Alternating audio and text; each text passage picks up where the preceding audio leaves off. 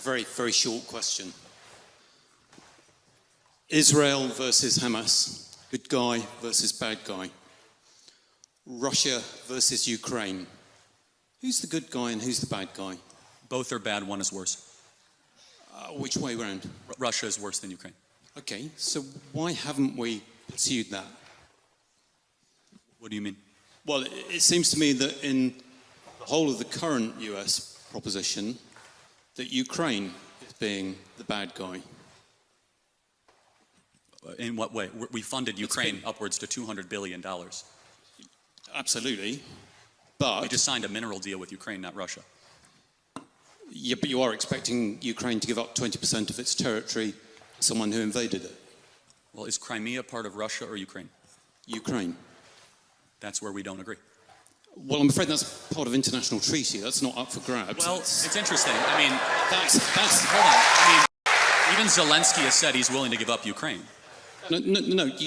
America signed the agreement that gave Ukraine Crimea.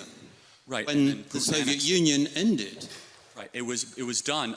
First of all, it never should have been done. It was largely ceremonial. No. But however, it was annexed under Obama. Yes, and it was a mistake, and it should be given back to Russia as a sign of good gesture to end this conflict. Okay. Who's currently controlling Crimea? Where was the Russian Navy headquartered in World War II? Where was the end of World War II? This is very important. I'm not doubting that. I'm just saying that if we're being logical on what has happened, that you're now arguing against that flow.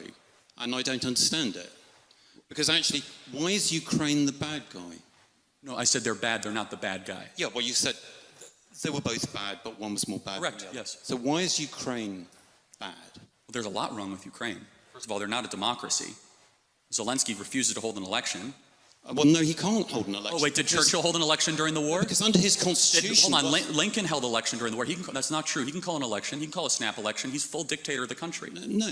Because he knows that the people of Ukraine would kick him out immediately because he's deeply unpopular. In fact, if he wanted to show a statement to the world, he would call an election and win by 80% and say, see, I'm super popular. So that's number one. I have a problem with that. I have a problem with a person being propped up as a government we're sending $200 billion to that refuses even to face his voters.